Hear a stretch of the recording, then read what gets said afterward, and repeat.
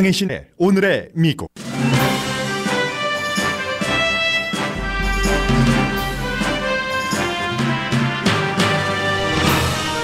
2차 정상회담에 거는 기대와 결과 예측에 관한 보도가 아주 많이 쏟아집니다. 결론은 두 가지로, 하나는 성공할 가능성이 아주 크지 않아도 북한과의 외교 협상은 필요하다는 겁니다. 다른 하나는 확인된 결과 없이 트럼프 대통령이 성공 중이라고만 주장하면 외교적 해결에 대한 지지가 줄어든다는 우려입니다. 2차 정상회담에 대해 미국에서는 북한의 능수능란한 전문가와 협상 테이블에 앉게 될 미국팀이 너무 약한 것을 걱정하고, 유럽에서는 트럼프 대통령의 사실과 조언, 국가 우선을 무시하는 스타일을 걱정합니다. 갑자기 낙태가 미국 최대의 정치 이슈가 됐습니다. 연방 대법원이 낙태를 강하게 규제하는 루이지아나 법 시행에 임시 중지 명령을 내렸습니다. 아이러니하게 보수 대법 원장인 존 로버츠가 진보 대법관들과 같은 판결을 한 결과입니다. 트럼프 대통령도 최근 낙태 반대를 주요 정치 이슈로 삼고 있는데 이유가 있습니다. 미국인이 지금 가장 큰 관심을 갖는 것은 헬스케어입니다. 중간선거에서 헬스케어 확장법이 통과된 여러 주 가운데 공화당 정치인이 힘이 막강한 주에서는 그 정치인이 주민이 통과시킨 법 집행을 막는 법안들을 발의하고 있습니다. 세계 최고 부자와 미국 최고의 타블로이드 신문 발행인 사이에 원색적인 전투가 미국 탑뉴스입니다. 아마존 CEO 혼외 관계를 전하던 내셔널 인콰이어러에 대해 아마존 CEO가 자료 입수 경위를 조사하자 내셔널 인콰이어러가 조사를 중단하지 않으면 아랫도리 사진을 폭로하겠다고 뒤로 전달했습니다. 아마존 CEO는 그 이메일을 공개하면서 트럼프 대통령과 관련된 정치 협박이라고 폭로했습니다. 국정연설과 베네수엘라 사태를 통해 사회주의에 대한 논란이 확장되고 있습니다. 민주당은 조심하고 트럼프 대통령은 기회로 활용합니다.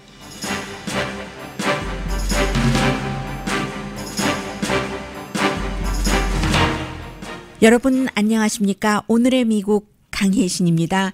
미국에서도 당연히 스티븐 비건 미국 대북 대사가, 특별대사가 이제 북한에서 한국에 왔고, 날이 밝으면 이제 관련자들을 만나겠죠. 그 뒤에는 뭐 여러 가지 내용이 나오겠습니다만은, 특별히 뭐 북한에 가서 어느 정도의 합의를 제2차 정상회담에 앞서서 했다, 무엇을 만들었다, 이런 얘기는 전혀 나오지 않고 있습니다. 그러나 더 그보다 그 중요한, 크게 보는 여러 가지 내용들을 미국과 세계 그 주요 언론들이 보도를 하고 있는데, 오늘 크게 몇 가지를 보겠습니다. 가디언에 실린 기사, 그리고 어피니언들입니다.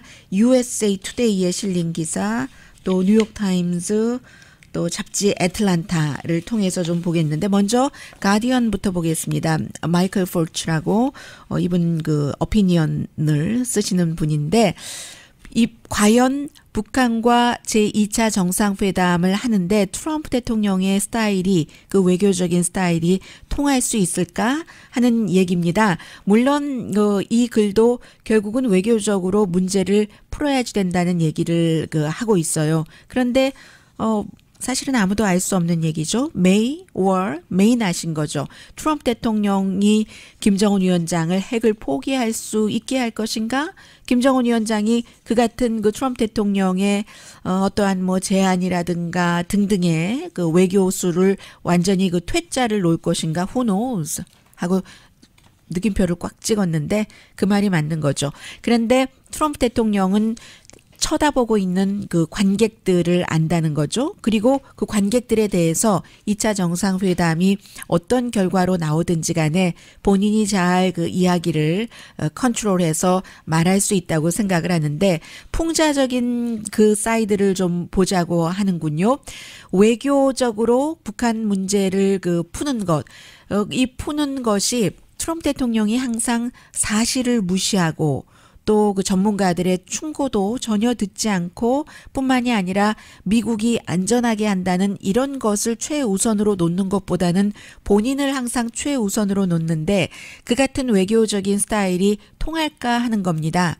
Maybe 하면서 노스코리아가 이제 그 정말로 그 세계의 북한을 더 오픈을 하면서 진실로 변하기를 원할 수도 있고 그리고 maybe 사우스코리아의 문재인 대통령이 아직도 물론 정상회담이 북한과 미국 사이에서 하는 것이지만 뭔가 중간에서 어려운 일이 있을 때마다 돌파구를 뚫어낼 수 있는 외교적인 그 스킬을 발휘할 것인가? 아니면 maybe 트럼프 대통령의 스타일 자체가 전례 없는 그런 리더이기 때문에 어쩌면은 이 꽉 막혀버린 과정을 풀어버릴 수도 있다. Or maybe not. 아닐 수도 있는데 북한이 계속 미국을 구슬러 가면서 시간을 벌고 또 이제 그 경제 제재만 조금이라도 느슨하게 하고 그 사이에 계속 지금처럼 무기를 확장해 갈 수도 있다는 것이고 어쩌면 또 그 maybe 트럼프 대통령은 그냥 성공하는 것처럼 보이게 하는 것 여기에만 그 포커스를 두면서 북한과 아주 나쁜 딜을 할 수가 있다는 겁니다. 텔레비전에서 좋게 보이면서 나쁜 딜이라는 게 미군을 그야말로 한국에서부터 철군을 한다던가 그리고 비핵화에 대해서는 모호한 북한의 약속을 받고 모호한이라고 버그라고 표현을 했습니다.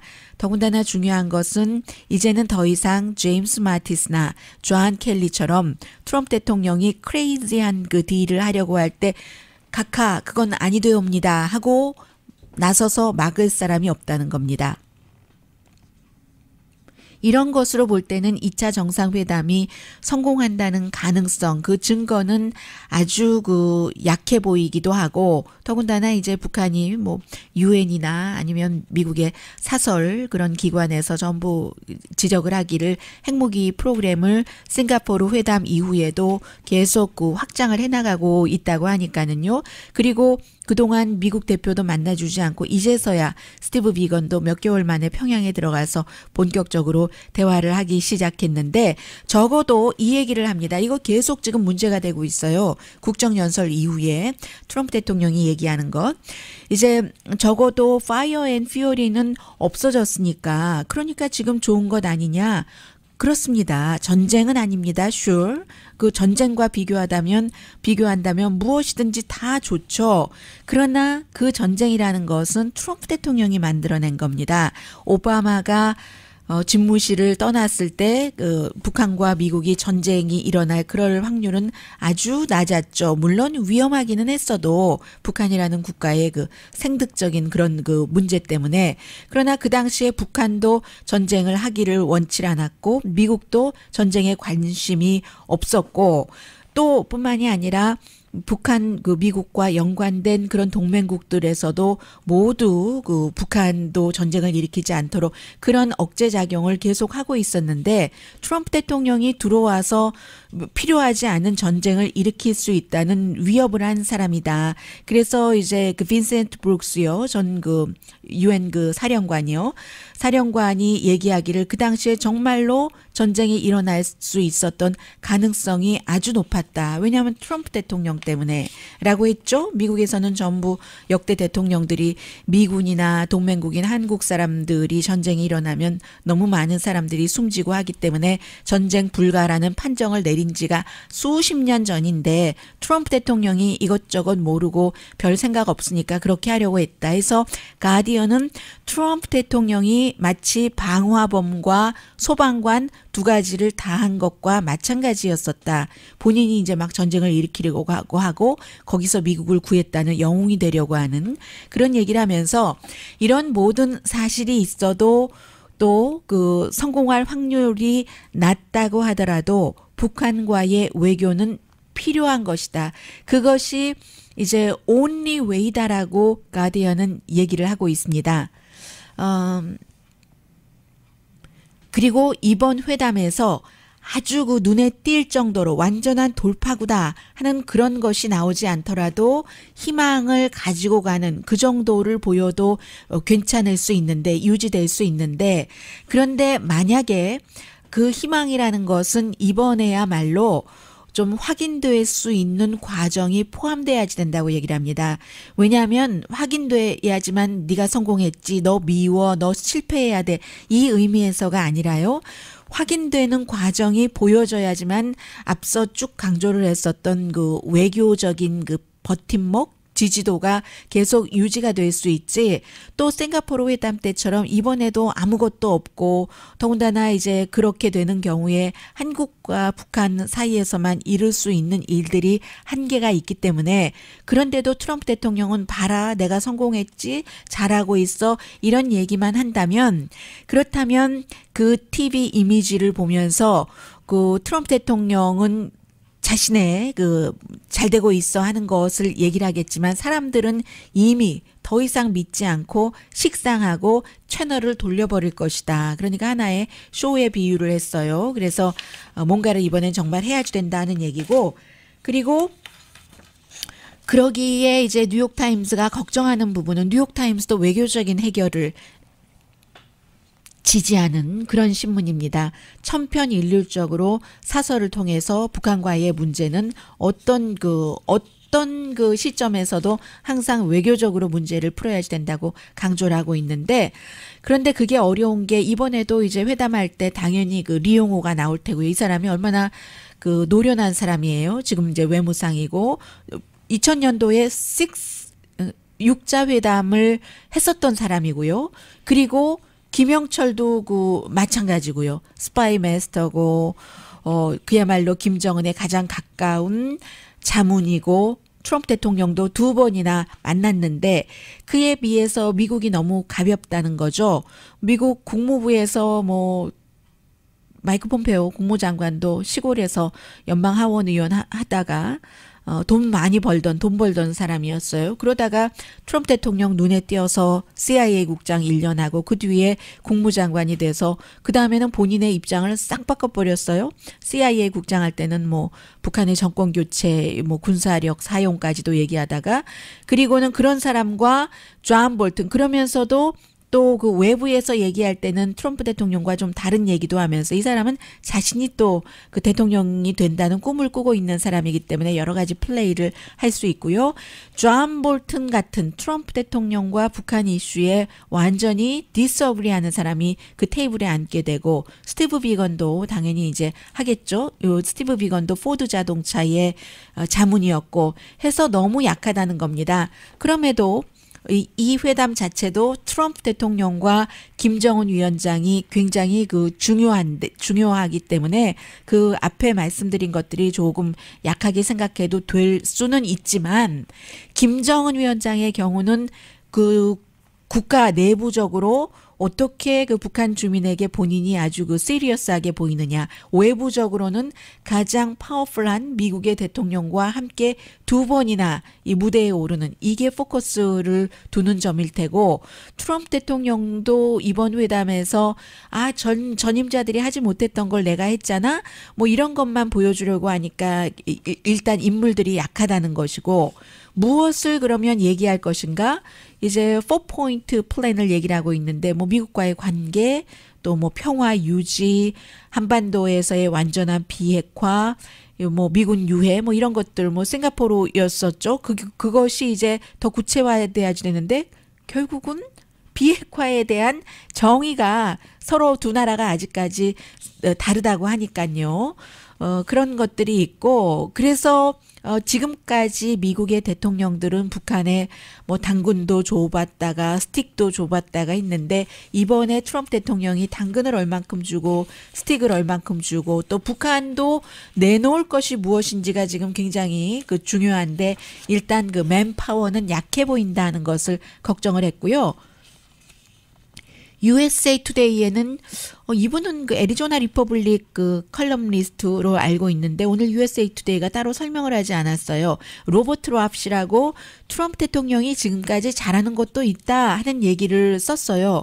물론 앞서 얘기한 그 가디안의 지적처럼 지금까지 트럼프 대통령이 문제를 만들고 문제를 풀었지만 그럼에도 불구하고 이 트럼프 대통령이 들어와서 그렇게 그 언스테이블한 상태에서 북한과 핵 그 실험도 없이 지낸 것은 정말로 그것은 또 인정을 해줘야지 된다라고 얘기를 하고 있습니다. 그래서 이제 이분이 얘기하기를 로널드 레이건 전 대통령은 사실은 그의 정책보다 이상하게 사람들이 레이건 자체에 호감을 가져서 더 좋은 평가를 받았는데 트럼프 대통령은 그의 그 정책보다도 더 그 인기가 없다라고 얘기를 하면서 하나 그 중요한 것은 사실은 이란과의 그 핵 협상이 중요할 수도 있고 그것을 해놨던 것을 그 깨버린 것이 그 아주 조금 그 애매하다 이런 그 지적을 했어요. 그리고 USA 투데이가 다른 여러 그 매체에 그 실린 그런 글들도 그 소개를 했는데요. 또 하나가 있네요. 월스트리트저널로도 소개를 했어요.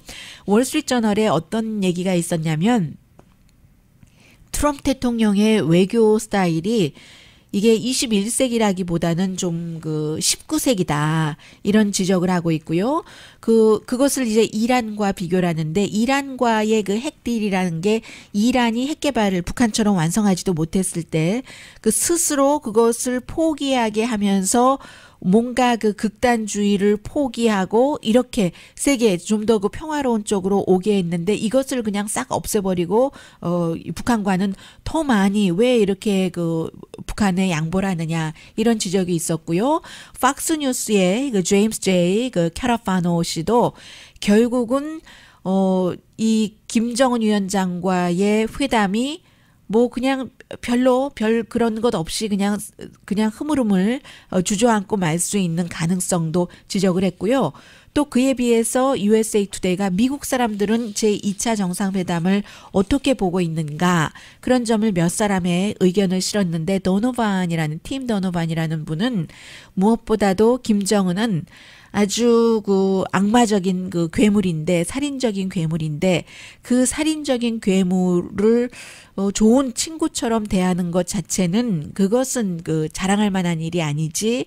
또 조나단 쉬프트 씨는 내가 만일 미국의 대통령으로 선출되지 않았다면 북한과 전쟁을 치르지 않았을 것이다. 그것이 이번에 그 트럼프 대통령 국정연설에서 가장 거슬리는 부분이었다고 얘기를 하고요. 뭐 설명은 어제도 말씀드렸으니까 안 드리겠습니다. 다만 또 한 가지 트럼프 대통령이 그렇게 얘기를 했었잖아요. 많은 사람들이 숨지는데 그랬더니 린지 그레이엄이 전해준 게 아니 우리가 죽는 거 아니잖아. 한국 사람 죽는 거잖아. 그렇게까지 말했었어요. 그리고 또 그 스캇 하디 씨는 민주당의 트럼프 대통령을 지지하는 사람인 것 같아요.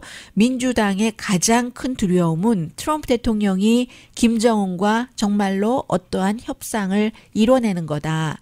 좌파들은 북한과 벼랑 끝에서 위험이 있길 바라지 어떤 주요한 성공이 이번 정상회담에서 이루어지기를 바라지 않는다. 이제 이런 말을 한 것까지도 USA 투데이가 실었고요. 하나 긴 내용을 짧게 요약을 해드리자면 이것 이외에도 사실은 한국과 미국과의 동맹 관계는 2차 정상회담이 끝나고도 오랜 동안 계속 얘기가 되고 문제가 되는 부분이잖아요.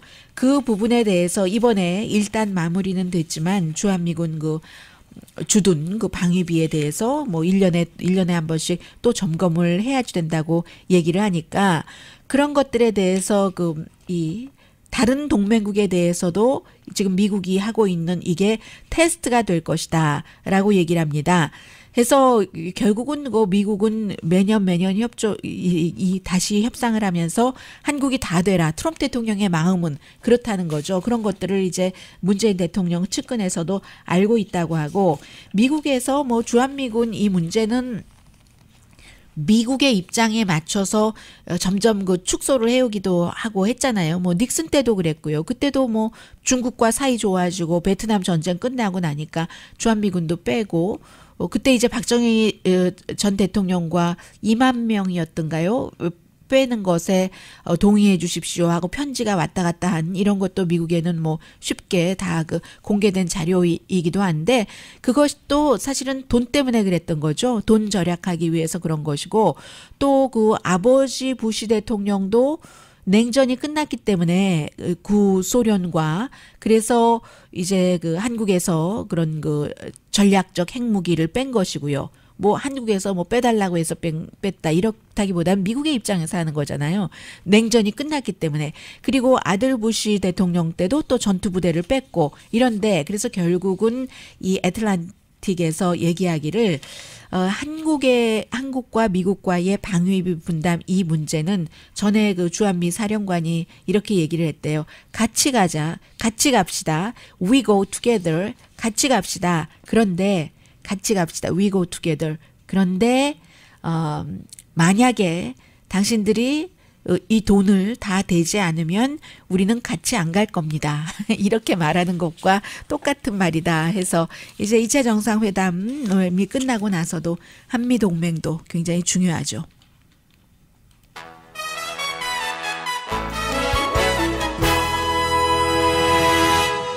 문재인 대통령이 얘기하는 것만큼 한미동맹이 지금 강한 것 같지는 않고 미국에서 그 온도를 이렇게 짐작하기에는요. 그렇다고 또 반대해서 얘기하는 것처럼 차가운 것 같지도 않습니다. 잠시 뒤에는 지금 뭐 법무부 장관 대행 어제 법무부 장관 지명자가 상원 그 법사위원회 소위원회는 통과를 했는데 지금 그 대행이 청문회에 나와서 얘기를 하고 있어요. 뭐 러시아 뭐 이런 스캔들 때문에 그렇죠. 그런데 그 내용 이외에는 제프 베조스의 제가 헤드라인에는 아랫도리 사진이라고 있는데 제프 베조스 아마존 CEO 워싱턴 포스트 사주가 그것을 아주 자세하게 본인은 협박이라고 해요. 공갈 협박 갈취 뭐 이런 표현을 쓰고 있는데 내셔널 인콰이어러의 뭐 CEO이고 그 모 회사의 CEO 트럼프 대통령과 친하고 트럼프 대통령 여성 스캔들의 그 여성에게 돈 주고 이렇게 저렇게 전달받아서 주고 입막음하고 기사는 안 쓰고 그리고 이제 그 사우디아라비아와 연관돼 있고 이렇게 해서 아무튼 나에게 협박 편지를 보냈다. 나의 이러이러한 사진을 공개하겠다고 하면서 그런데 내가 그 협박 편지에 굴할 줄 알아? 이러면서 그 편지를 공개해버린 게 지금 탑뉴스거든요.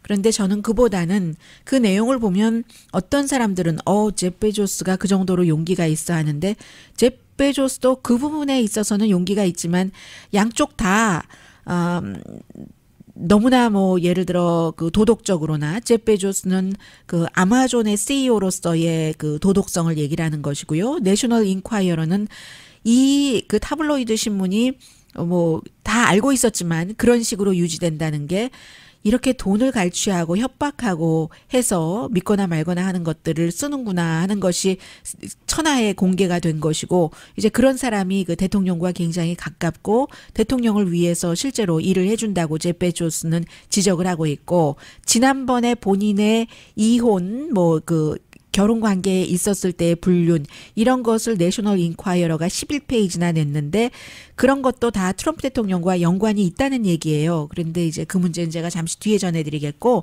35분쯤에 전해드리고 연방 대법원 브렛 캐버너 두 번째에 트럼프 대통령이 지명한 그 연방 대법관이 되면서 그 당시에 이제 짐작해 볼 수 있는 거죠. 연방 대법원장으로서는 그럼 균형을 맞춰야지 되겠네 했는데 그날이 좀 생각보다 빨리 왔네요. 존 로버츠가 낙태를 어렵게 하는 시행하는 법안의 시행을 일단 중지하라는 판결을 진보 그 대법관들과 함께 그 동의표를 던졌거든요.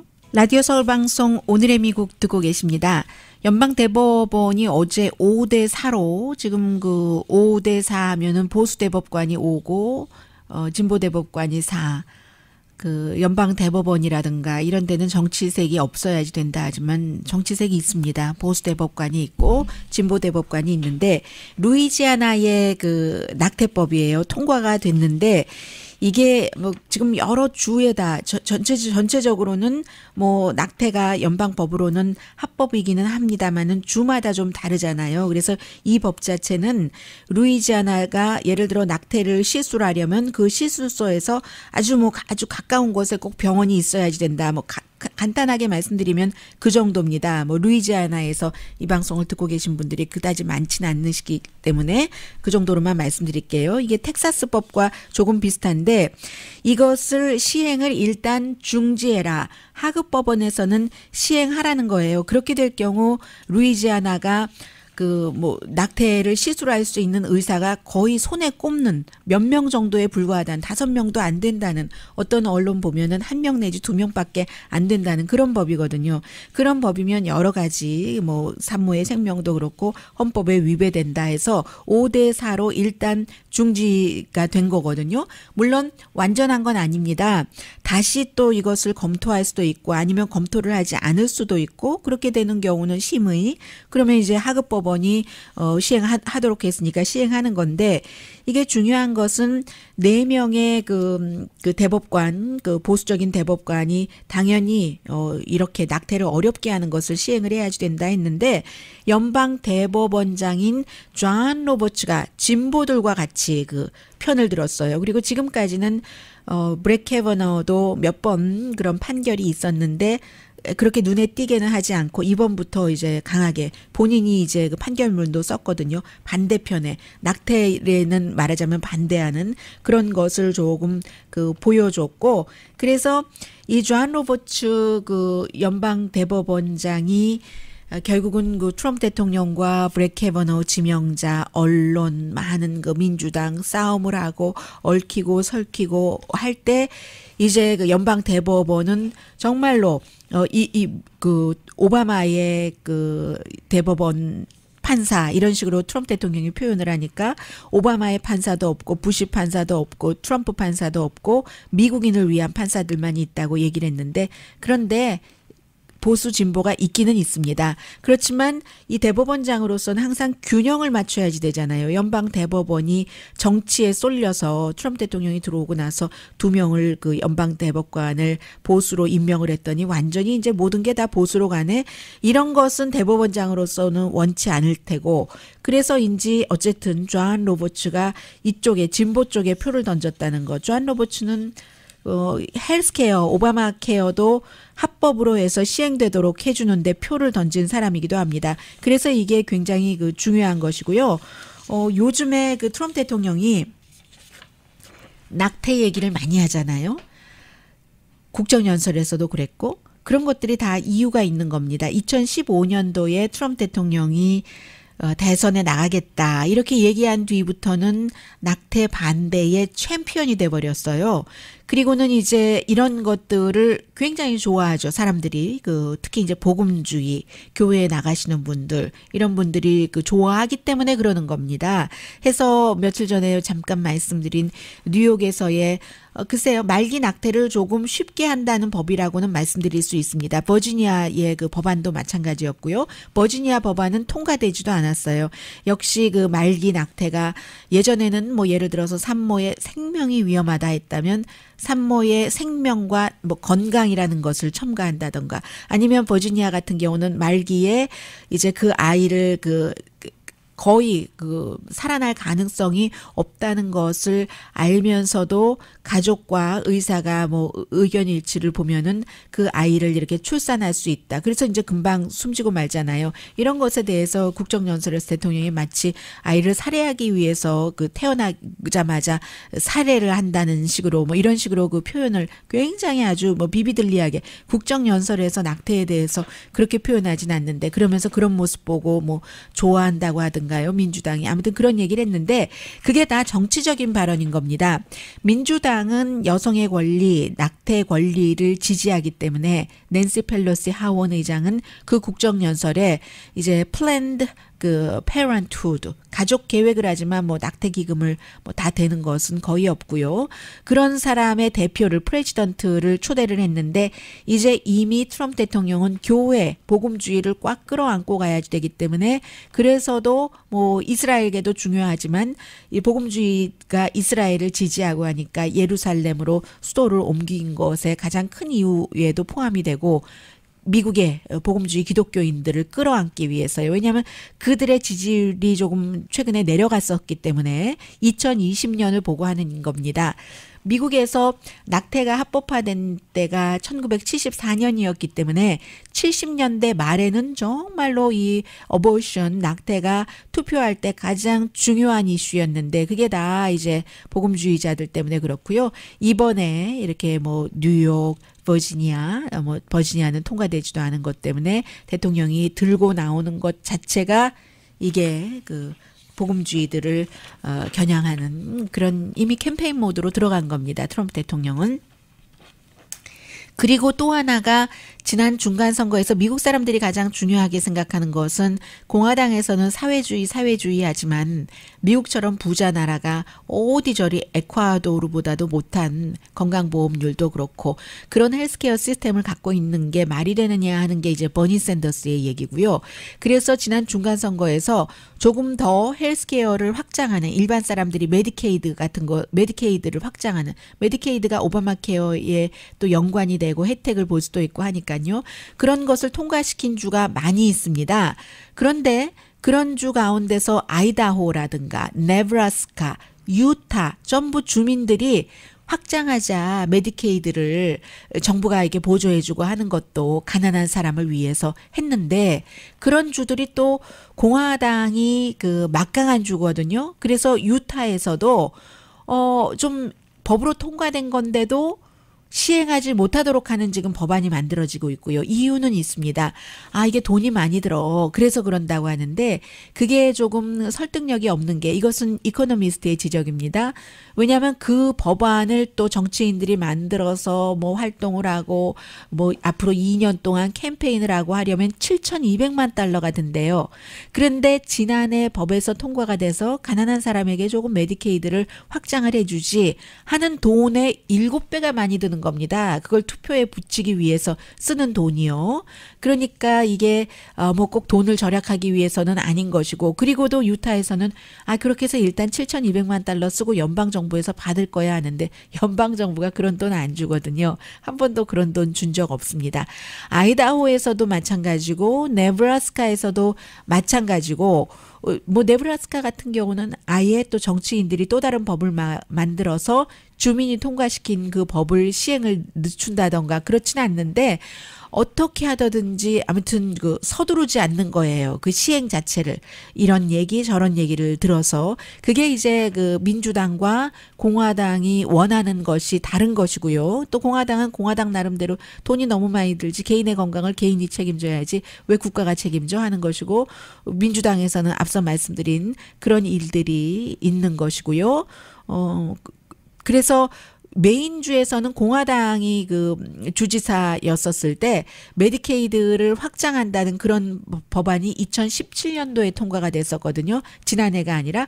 그럴 때 그 공화당 주지사가 뭐라고 했냐면 메인주에서 나는 절대로 내가 여기에 이것을 시행을 할 수가 없다. 그것을 시행하느니 감옥에 들어가고 말 거다. 감옥에 들어가고 말 거다 했어요. 그런데 지난해에 2018년도에 메인주에서 민주당이 새로운 주지사로 탄생을 한 겁니다. 민주당 정치인이.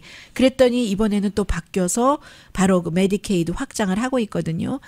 정치인이 우리 주에서 누가 되느냐는 뭐 사람들, 뭐 여러분들 각자의 그 이해관계 또 믿는 그런 그 신념 여기에 따라서 그 신념이 이루어질 수도 있고 좌절될 수도 있고 합니다.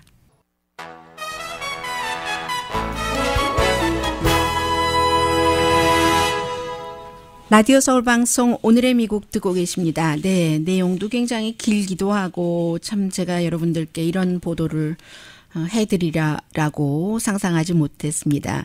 워싱턴 포스트의 이제 사주가 된지 오너가 된지 몇 년 됐네요. 아마존 24년 전에 만들었는데 제프 베조스가 얼마 전에 저는 자세히 전해드리지는 않았었어요. 그 내셔널 인콰이어러에서 결혼한 상태에서 이제 그 전에 앵커였었던 여성, 이 여성도 헐리우드의 그 거부와 결혼을 했었죠.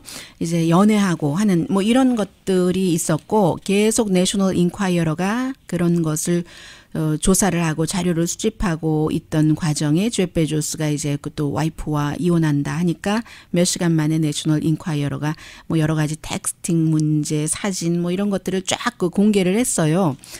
그런데 이제 문제는 내셔널 인콰이어러의 그리고 또 내셔널 인콰이어러의 모 회사의 그 사주가 데이비 베커가 트럼프 대통령과 아주 그 친하고 그래서 트럼프 대통령이 대통령 되기 전에 뭐 여성이요 프레이보이 걸과 그 스토리를 돈 주고 사고 내준다고 하고 내주지는 않고 말하자면 트럼프 대통령을 보호했다는 거죠. 그리고 이제 계속 그 이후에도 또 이 내셔널 인콰이어러의 사주 자체도 사우디아라비아와 모종의 연관이 있다는 것을 얘기를 하는 겁니다. 어쨌든 그렇게 내셔널 인콰이어러가 이 사람의 사생활에 대해서 보도를 하면서 텍스팅 같은 것을 공개하니까 제프 베조스가 사람들을 쫙 고용을 해서 아니 도대체 그 텍스트가 어떻게 나가게 됐지 하는 것을 조사를 한 겁니다. 그랬더니 내셔널 인콰이어러가 이 제프 베조스 측에 그 이메일을 보냈는데 그 이메일이 네가 그 조사를 중단하지 않으면 내용이 너무 적나라해서 저는 방송으로는 도저히 말씀 못 드리겠고요. 뭐 어디서 샤워장에서 옷을 다 벗고 옷을 입고 어떤 때는 뭐 위에 옷만 입고 아래 옷만 입고 그리고는 어디를 찍어서 왼손으로 찍었는데 항상 거기에 또 반지를 결혼 반지를 끼고 있다고 얘기를 하는 거예요. 그래서 그 여성에게 보냈고 그 여성도 어떤 사진을 찍어서 제프 베조스에 보냈고 그 리스트를 쭉 적어서 제프 베조스에게 네가 지금 우리가 지난번에 보도한 것에 대해서 글쎄 내셔널 인콰이어러의 보도라고 해야 될지 모르겠습니다만은 조사 중단하지 않으면 이런 것들을 지금 쭉 내보낼 거야 했더니 제프 베조스가요 블로거 그 미디엄이라는 M이라는 데다가 내가 정말 눈이 번쩍 뜨이긴 했는데 그걸 보니까 그런데 당신들이 생각하는 그런 형태가 아니야 하면서 사람들에게 다 공개를 한 거예요. 그 이메일을 적나라한 이메일을 엑스레이시예요. 완전히 다 공개를 하면서 그 내셔널 인콰이어러 측에서는 그 제프 베조스의 변호사는 이 개인적인 것을 사진 같은 것을 왜 공개를 할 권리가 없다니까 내셔널 인콰이어러에서는 제프 베조스 아마존 CEO 정도 되면 워싱턴 포스트 오너 정도 되면 공인이기 때문에 그리고 그 공인의 그런 것 또 주주들에게도 이 사람이 이렇게 일을 하고 뭐 판단력도 부족하고 해서 알려야지 돼라고 얘기를 하는 것이고 그래? 이 내가 일을 얼마나 그 잘하는가 주주에게는 24년 전에 이 아마존을 만들어서 지금 뭐 직원이 뭐 60만 명 이상이에요. 뭐 그리고 얼마나 뭐 어쩌고 저쩌고 이윤이 있는가 그거로는 내가 말을 대신하겠고 이런 식으로 나를 협박해 하면서 당신 그 내셔널 인콰이어러 CEO 트럼프 대통령과 저녁 먹으면서 충성서 약했잖아. 그리고 워싱턴 포스트가 자말 카쇼기 워싱턴 포스트의 칼럼니스트였던 사람을 트럼프 대통령 사위와도 친하고 트럼프 대통령이 끝까지 감싼 자말 카쇼기를 살해했다고 그 의심받고 있는 사우디에 대해서 당신도 어떤 그 이해관계가 있는 거잖아. 이런 식으로 그 아주 길게 자세히 다 써버렸어요. 이런 걸 보면서 어떤 사람은 제프 베조스가 정말 대단하네 하고 그 사이에 그럼 사진 이런 텍스트 메시지가 어디서 나갔는가?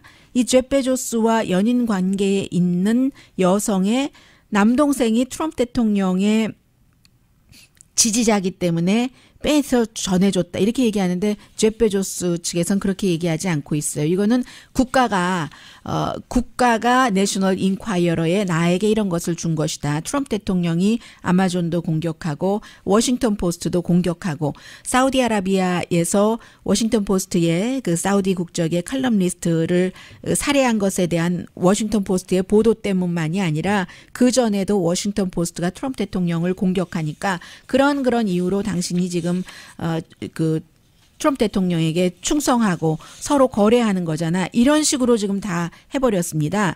그랬더니 또 그 뉴요커의 그 로난 팔로우 미투 무브먼트를 제일 먼저 보도한 사람이잖아요. 이 사람도 나도 내셔널 인콰이어로부터 비슷한 협박을 받은 적이 있다. 뭐 이런 식으로 얘기를 해서 어떤 사람은 제프 베조스가 정말 용감하네라고 얘기를 하기도 하고 또 어떤 사람은 뭐 다 거기서 거기지 이런 얘기도 하고. 아니 미국이 언제 이런 뉴스가 탑 뉴스가 됐는지 또 더군다나 이 케이스의 경우는 대통령과 연관됐기 때문에 그리고 내셔널 인콰이어러는 러시아 스캔들, 대통령의 스캔들, 여성에게 돈 준 것 이런 것 때문에 지금 수사받고 뭐 어떤 부분에 대해서는 조금 뭐 딜도 하고 했거든요. 그래서 더 주목이 되기는 하죠. 그러나 조금 추잡하긴 합니다.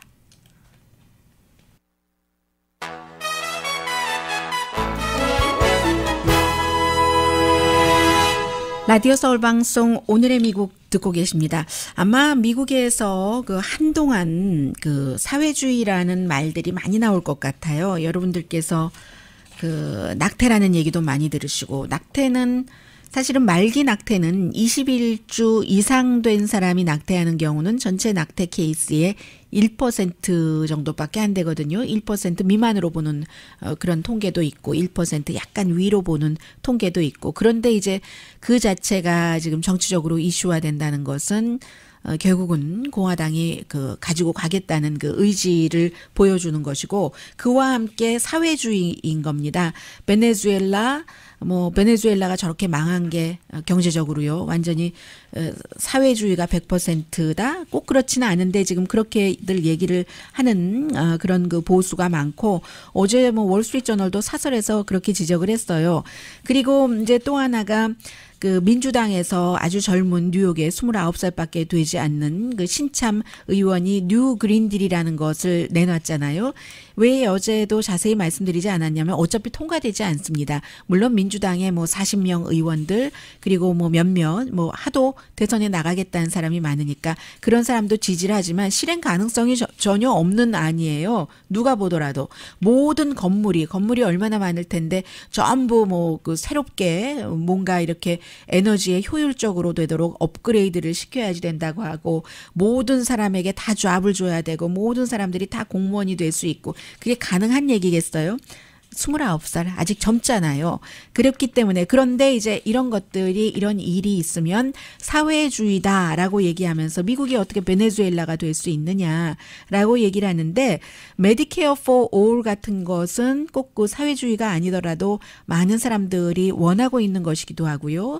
미국의 모델은 뭐 유럽에 좀 그 복지가 잘 된 그런 나라지. 뭐 갑자기 지금 뭐 그 오카시오 콜테즈 뉴욕의 그 젊은 의원이 얘기하는 것처럼 세금률을 뭐 77%까지 올린다던가 이런 게 가당키나 하겠어요. 정치인들이 해보는 말이죠. 젊은 사람이 꿈꿔보는 것이기도 하고요. 그 꿈이 꼭 모두가 다 동의하는 꿈은 아니지만요. 최근에 본 청문회 가운데서 가장 재밌는 청문회였습니다. 지금 연방 그 법무장관 대행이 나와서 뭐 러시아 문제에 대해서 특별검사가 뭔가 요청한 것을 승인해 준 적이 있느냐 이런 질문을 받았어요. 지금 그랬더니 이 사람이 그 민주당 의원에게 하는 말이 답을 하지 않고요. 당신의 5분 끝났는데요. 이렇게 얘기했는데 제가 지금 말하니까 재미가 없죠. 그 순간 그 뒤에 앉아 있었던 방청객들이 너무 웃었고 이 사람이 당신 5분 끝났으니까 말하지 말라고 얘기를 하니까 그리고 본인도 또 키득키득 웃고 아무튼 이상한 일들이 너무